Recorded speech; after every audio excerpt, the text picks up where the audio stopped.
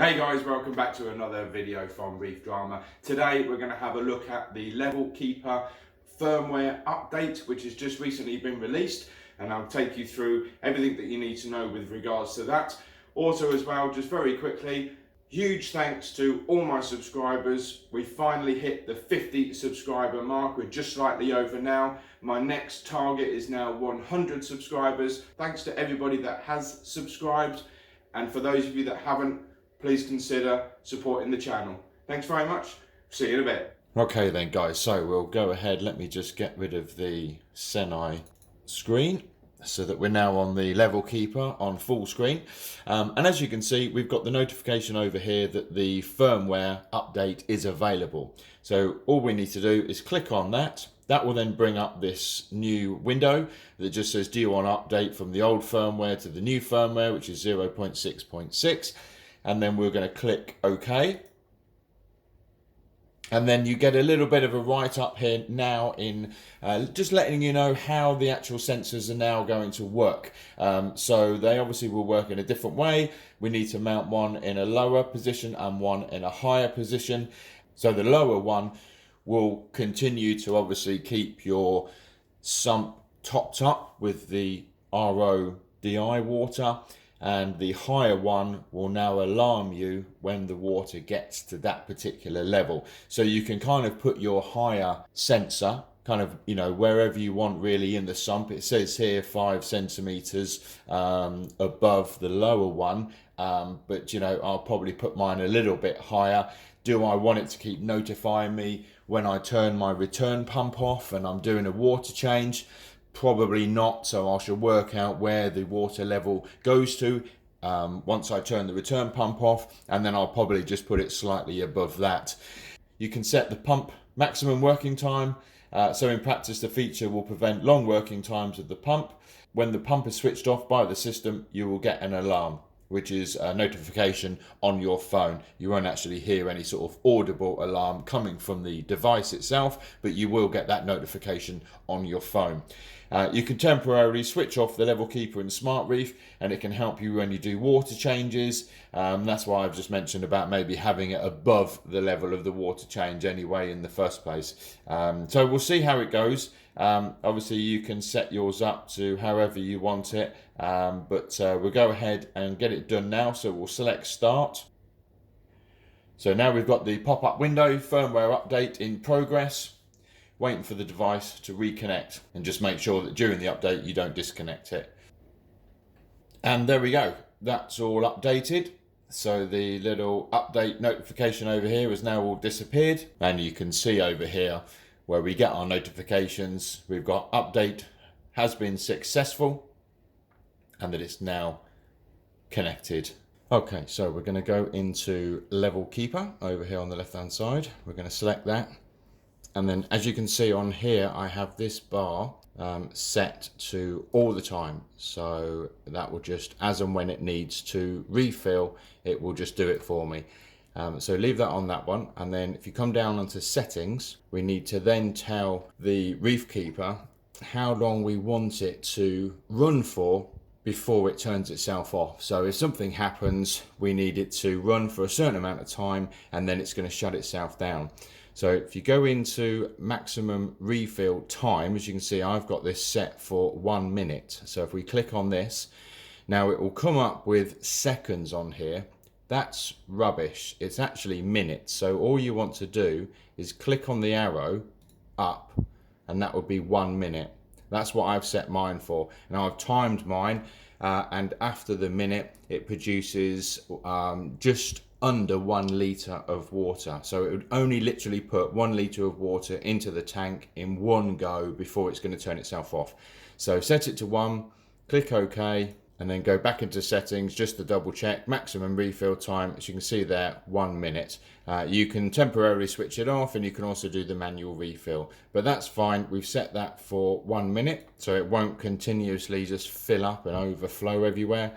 And then what we'll do now is I'll do a test, and you'll be able to see it running for the minute. It will turn itself off, and then we'll get a notification that will come up on my phone that will tell me that it's hit its maximum like fill time, and it's now turned itself off.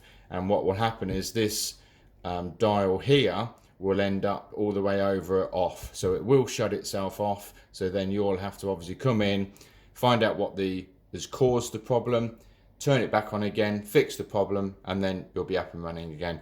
But the main thing to remember is when you click on settings and you go into maximum refill time, these are not in seconds, so click it up. Even though it says seconds on there, click it up. 1 is 1 minute. Click on OK, and then that will run for 1 minute. And that should be it. So we'll see how that goes. What I'll do now is I will raise the slightly higher sensor that I've got at the moment in the sump. I'll raise that up. All right, let's go do the test. Okay then, so you can currently see how mine has been set up. We've got the one here on the left hand side, which would have switched off the pump if the water had gone any higher. But now we can actually raise that one, so that one's just slightly touching the water surface level at the moment, and the other one is fully submerged. So obviously that's why it's not putting any RODI water in. But all I need to do is undo these two little screws here, and then we can raise this sensor up, and we'll get it somewhere above, roughly, as I say, where the water comes up as far as a water change is concerned. So let me do that now. I'm just going to test it actually now. Let me turn the pump off. Turn off skimmer. Okay.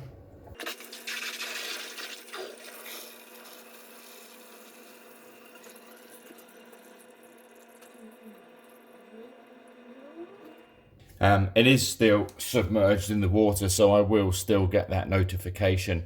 The only other way of doing it would be to raise this up somehow so that it's, you know, sort of about here somewhere, so it's just slightly touching the water surface.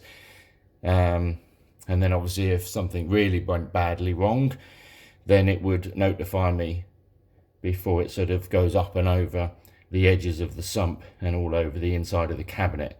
But I'll have to maybe have a look at how I can do that. Maybe drill a hole through there is already a hole. So where there's already a hole in there, I could drill a hole in the back of the cabinet, and then just fit that on there from the back, just with a little bolt and nut that would hold it in place to exactly where I want it. So that's going to be a work in progress. We'll leave it where it is at the moment, but obviously every time we turn the return pump off, we will get the notification to say that it's gone above that sensor. Okay then, so we'll just do a quick demo of the level keeper actually shutting itself off after that 1 minute that I've set up. So I'm just going to rig up a little jug here. I'm going to pop that in. The pipe here that comes out, this is the RODI water line, so let's pop that on there.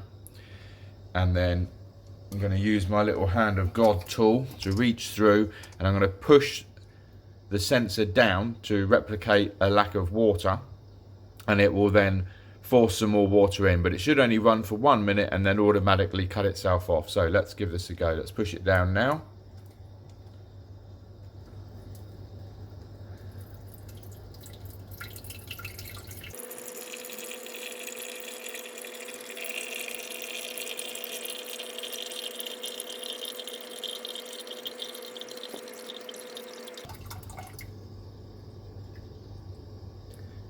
And there we go, the water's turned itself off. So let's pop that back in its original holder. I'll let go of the little floaty valve.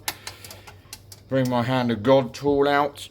And the jug, as you can see, if I turn it around, as I mentioned before, that 1 minute gives me around about 1 litre, but it's just under a litre.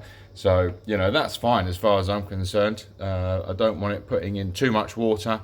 But that's how that works. Have a quick look at the phone and the notification that it gives you, and the fact that it's now turned the pump off, so it now will not fill up anymore throughout the rest of the day until you go and reset it.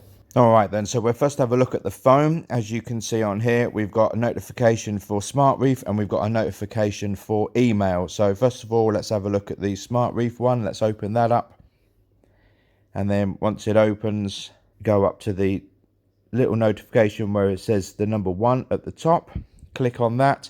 And then it says there, maximum refill time exceeded. Filling has been turned off. Check refill container or sump level. And that was 2 minutes ago. So perfect, mark that as red, and let's come back out, go into the email, and you can see we've got a Smart Reef notification, again device alert information and the fact that it's exceeded the refill time. So notification on the phone via your Reef Smart app and also an email notification as well. So what we'll do now is we'll go back into Smart Reef. Obviously, we can also do on the laptop as well, on the monitor that's next to the actual tank. But what we need to do is open up the top right-hand icon with the 3 little lines. And then we can select Level Keeper. And then you can see there that the refill frequency has gone to off. So what we need to do now is slide this refill frequency all the way along to the end, the far right hand side, which is the continuous, and it's now back up and running again.